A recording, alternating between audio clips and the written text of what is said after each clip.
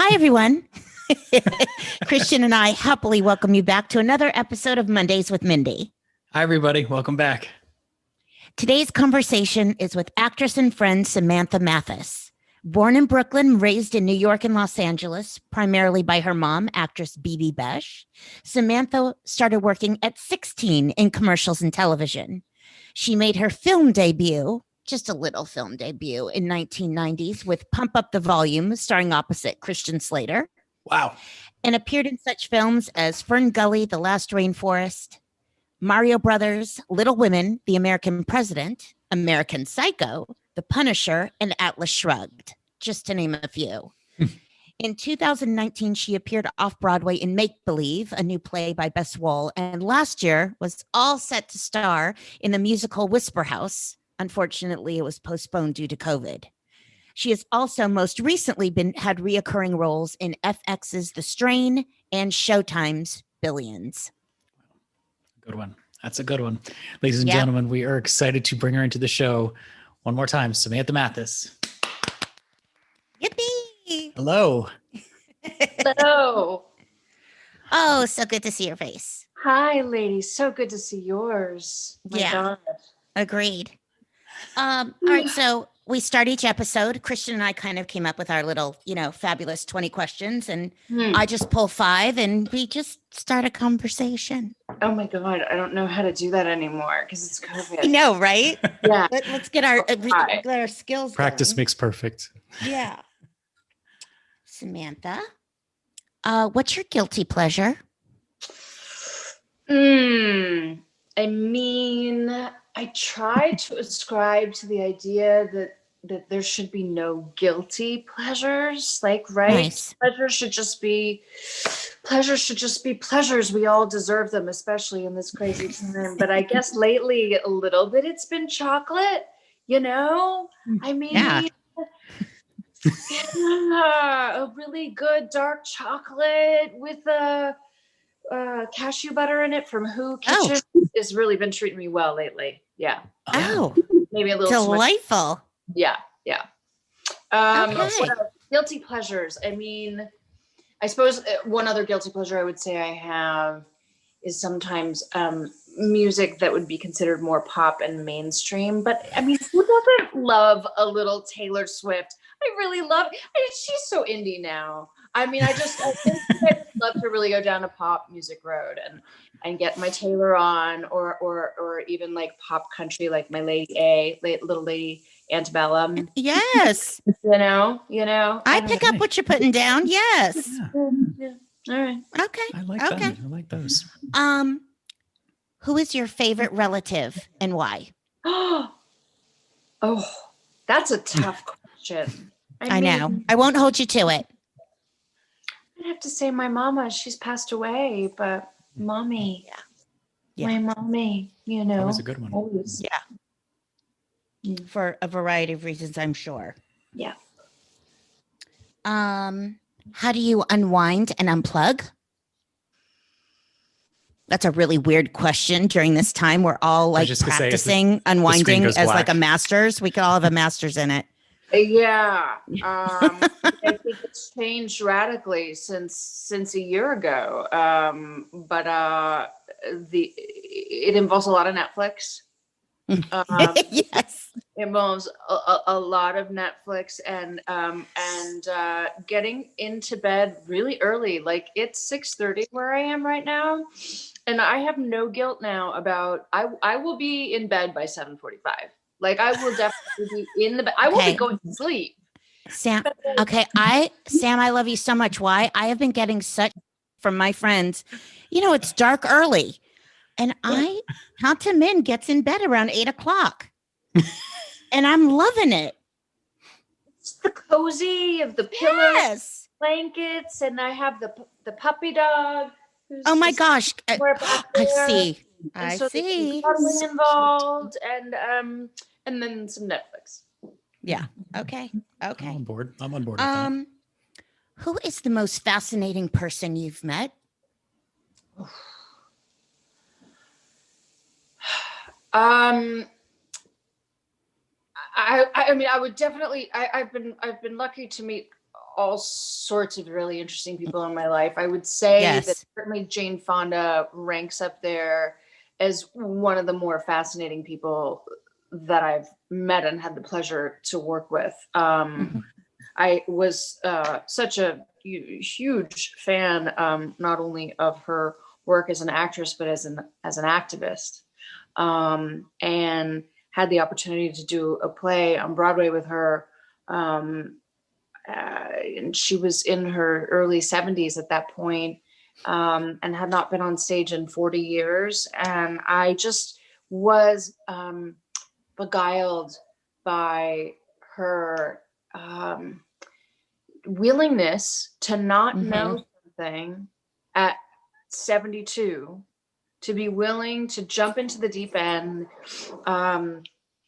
as famous as she is, as well known as she is, as accomplished as she is, and want to be scared and want to grow and be willing to learn.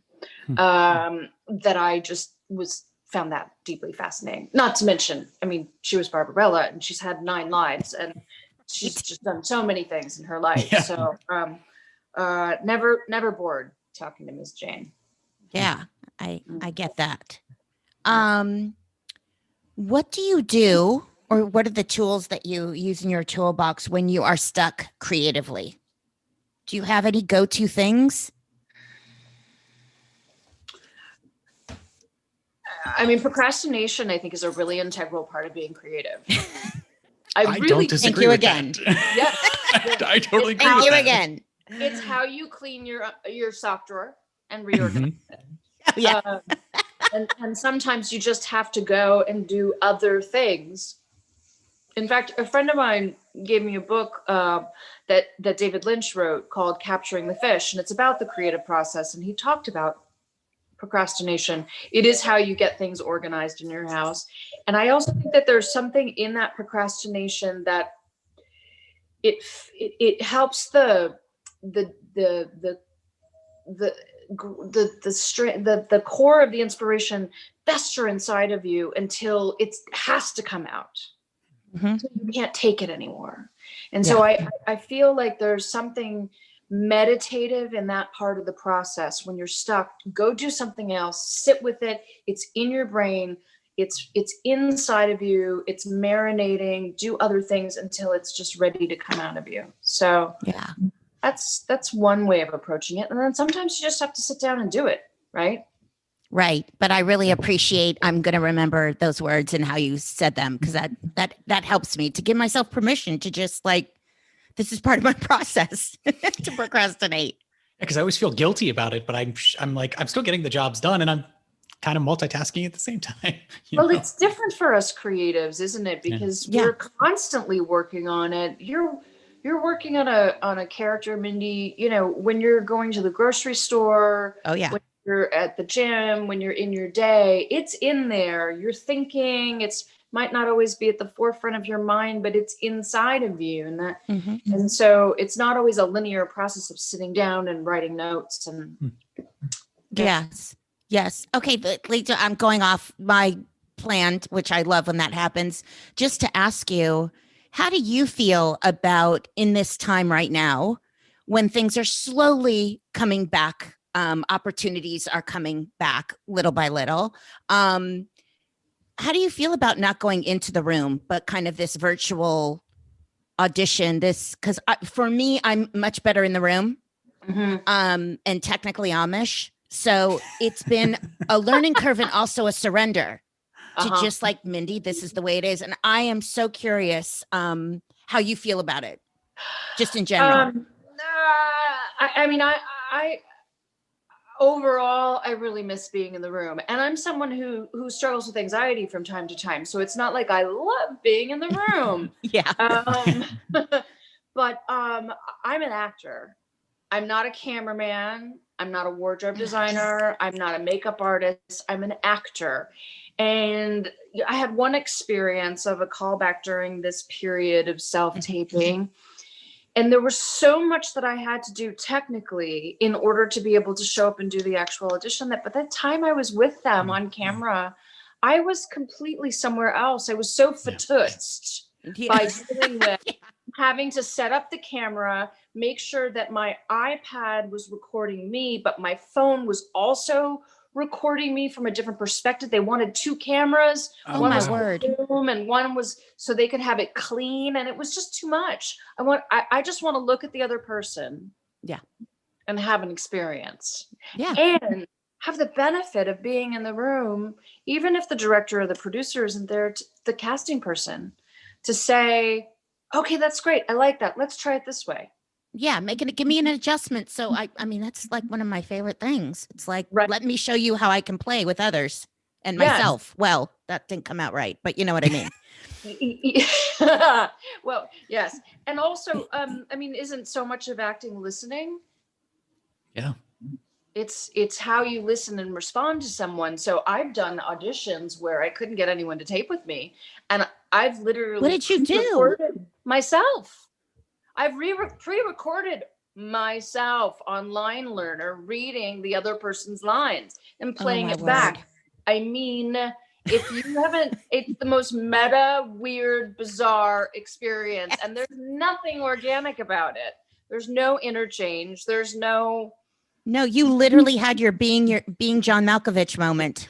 Yeah, I literally did. I'm shocked I didn't get those jobs, but you know, I live alone. What am I gonna do? Same. I have told my friend Tara Carsian, who's kind of she's my person and I'm her person with this. I don't know what I would do without her, because I don't just need a person. I need an actor or want an actor. Right. You know? So yeah. Oh my God. Okay. I was just curious. Yeah. No, for sure. I will be so grateful when we can go back into a room and be real, actual people. Yeah. Same. What are your current obsessions? Do you have any? Well, I am currently in upstate New York, where I've been living for about the last 5 months now, and it's winter. So I decided to learn how to cross-country ski because I'm not going to the gym. You're a rock star. And that's incredible. I regular ski. So I thought, why not get out into nature in a new and different way? And so I tried it, fell in love with it, got cross-country skis. No easy feat, because apparently all the cool kids are doing it now. And snowshoeing, because you can maintain 6 feet. You can maintain distance.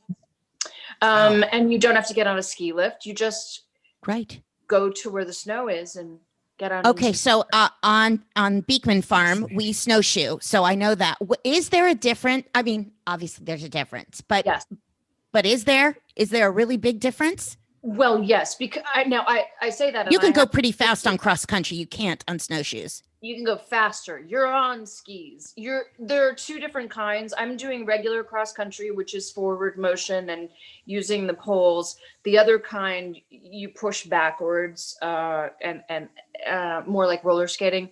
But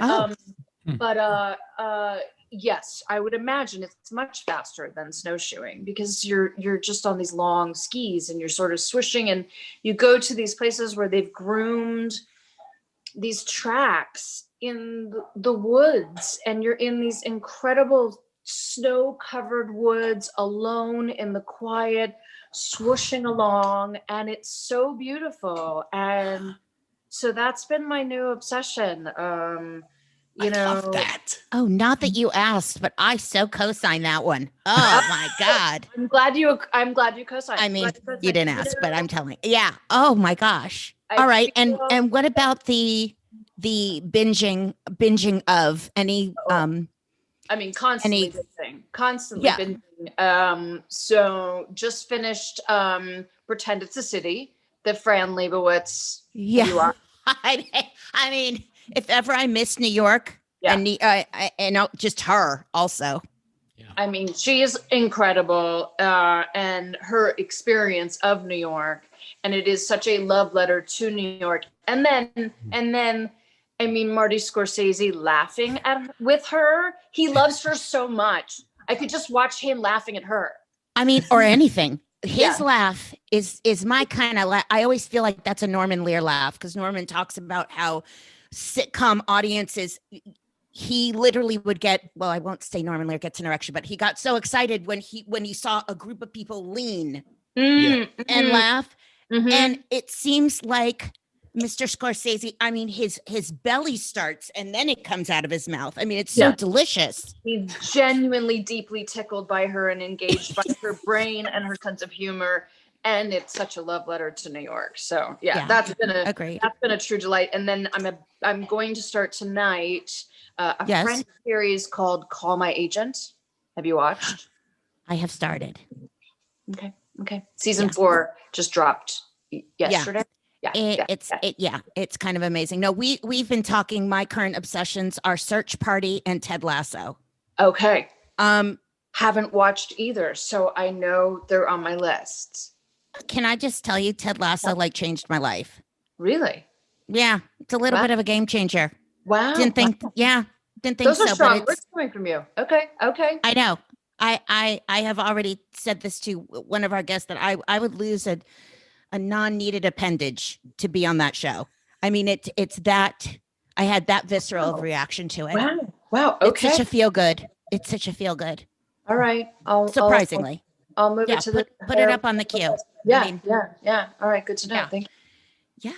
So, one of our more, I guess, creative questions that we like to ask, just fact finding here. I'm going on a little bit of a mission. Where you were raised, did that help with your aesthetic in any way or not? In my aesthetic as a creative, as an actor? As a creative person, as what your taste level is, what you're gravitated towards? I mean, how could it not? I suppose, I was born in New York City, and I was born into a family of actors. So my mother was an actor and my grandmother was an actor. So that I didn't know. Yes. So I was in New York City until I was 6. And even at that tender age, I was going to the New York City Ballet at the age of 4 all the time. My mom, I think, was dating the artistic director of the ballet in the early 70s. So we would go and see Rudolf Nureyev. And we would go to the Natural History Museum every Christmas and make origami for the Christmas tree. And then we'd go to the Metropolitan Museum and we'd see that Christmas tree. And we'd go skating in Woolman's Rink. And so culture was a part of my day-to-day from a really young age. Then we moved to Los Angeles. Right. And but my mother still sought that out. That was very much a part of who she was and how she was raised. So those things only informed me. And my grandmother was European. She was Austrian. So she had a really incredible aesthetic for creating a home. And that transferred to my mother. And I think transferred to me in my own way. Sort of in more contemporary terms, higgy, desiring a higgy quality of coziness and softness in a place that is inviting, aesthetically pleasing.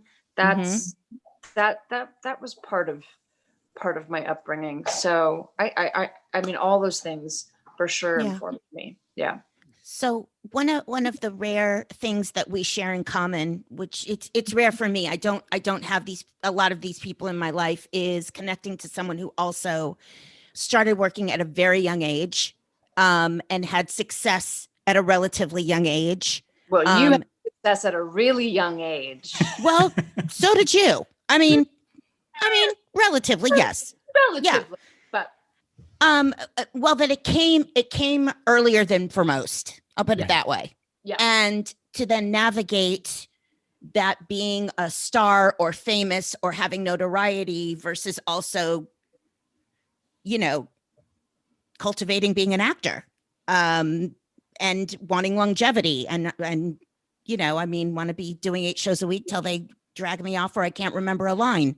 But so, I'd just love to have you talk about your trajectory a little bit, as much as you want to share or not, about that. Sure. Yeah. And sort of claiming and then maybe having to reclaim being a card-carrying, proud actor? I mean, I think that in life, we constantly are given the opportunity and need to reinvent ourselves. I'm hopeful that I'm always trying to grow and find some new aspect of myself. Having success at a young age in Hollywood, Mm-hmm.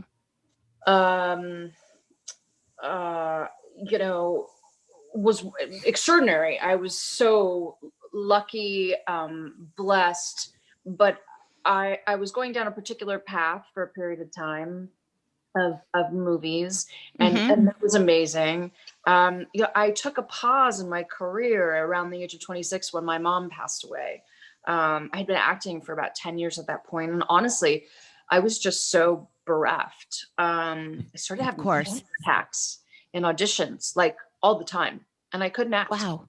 I couldn't act for a while.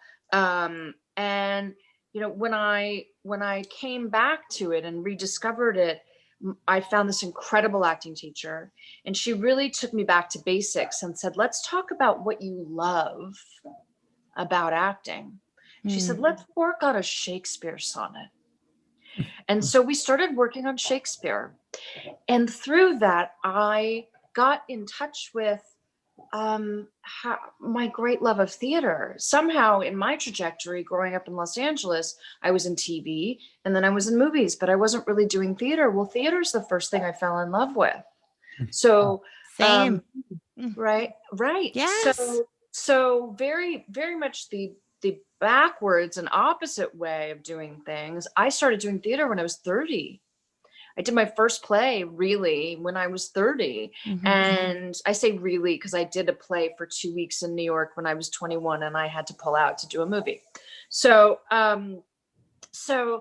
that became a huge shift in my career and made me realize that, to have longevity as an actress, that I wanted theater to be an integral part of my life, because I think the parts only get better for women as you get older, like the opposite from television. Although I think it's changed. I think it's gotten a lot better. Agreed.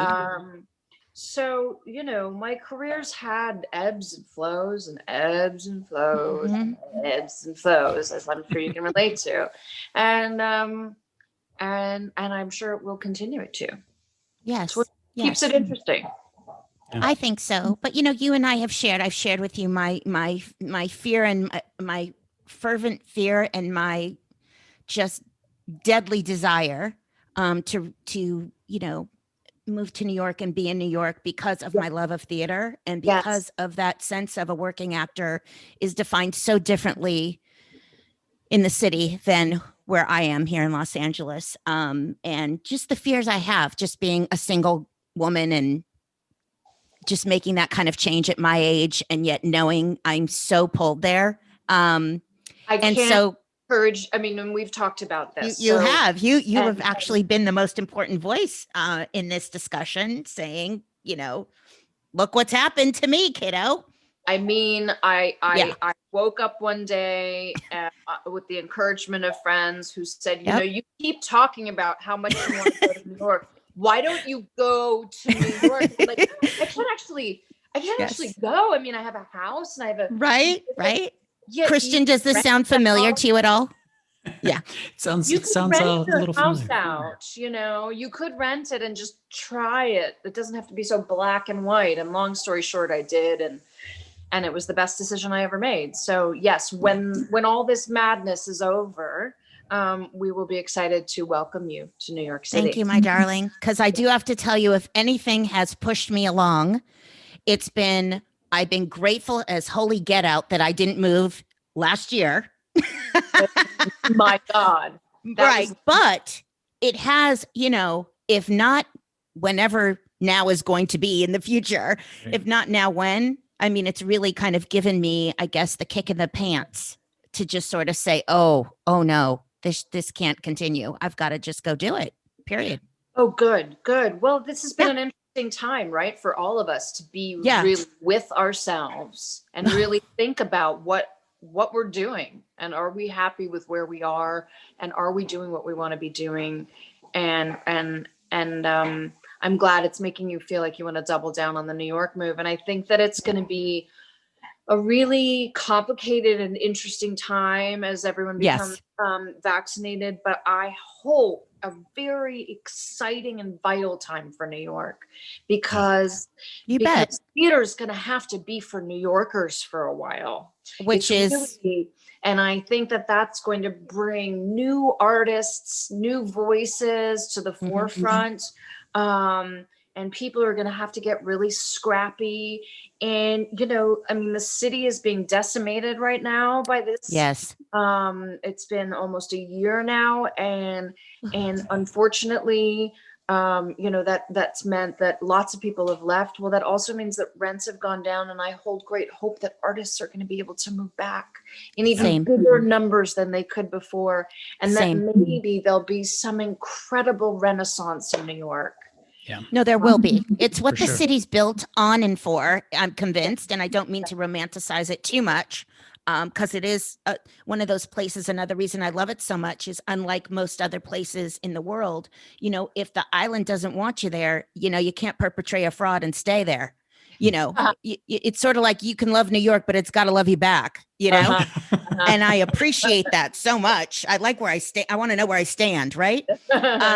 So I really appreciate that. And you'll never know how much that conversation meant to me, Sam, when we had that first conversation about it. So have you been able to work at all, or is work coming, or is it what it is with me, which is some people are at it and some people are just waiting? Yeah, I'm just waiting.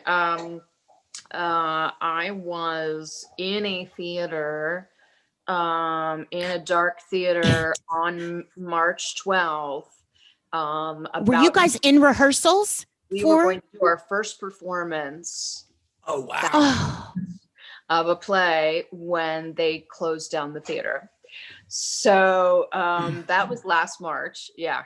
Amazing. That was quite wild. That was a musical called Whisper House by Duncan Sheik, which was to be my first musical. I say that because but I remember the hardcore singing. But anyway, I remember you getting that, and I thought you were in rehearsal, but you guys were actually ready to go. We were going to do our first preview. Yeah, we were. Wow. So wild. It was so wild. Anyway, no, Mindy, I have not been working. I've been auditioning. It'll come. It'll come. Yeah. I feel, I have a few friends that have been shooting and have had to stop now because they've gone so sky high in Los Angeles. Yeah. I would feel incredibly blessed if I had a job right now. And it was clear to me that everything would shut down again because we knew the numbers would go back up again. So it'll happen. I feel like this time I feel very blessed, and I recognize how lucky I am. Same. Felt like this has been important sort of gestation of my spirit time to just kind of learn how to be with all this quiet and this alone time, and find the sweetness in that, and the gifts in that, and the growth in that. So hopefully I've learned something. If it's you have, and I know that you will also share it. I have to say, you are someone that we do not know each other well by any stretch of the imagination, but I adore you so much. And I think you are truly one of the most gifted actors I've ever met or watched or seen in my life. So I just cherish you so much, and I'm so grateful you came to do an episode of Mondays. Thank you so much for asking me, Mindy. I'm so honored to be a part of your show and happy to talk to you and to see your face. Oh, thank you, my darling. Yes, and I hope to see you. Well, I will see you at some point in 2021 for sure. And be well and be safe. Thank you. You too. It's so nice to talk to both of you. Nice talking to you. Nice meeting you. Thank you so much for joining us once again, ladies and gentlemen, our very special guest, Samantha Mathis. Yay. Thank you. This episode of Mondays with Mindy is brought to you by the Woodstock Way Hotel. Attracting musicians, artists, dreamers, seekers, and bootleggers since 1787, tucked behind a waterfall along a babbling brook, this Catskills contemporary hotel sits just steps away from Woodstock's iconic town center. Its sustainable and conscious design, paired with a nod to local flavors and peerless hospitality, will lead you to embrace a way of life here, drawing you in to live, love, and listen. Woodstock Way Hotel. Head to woodstockway.com or mondayswithmindy.com for more information and to book your reservation today.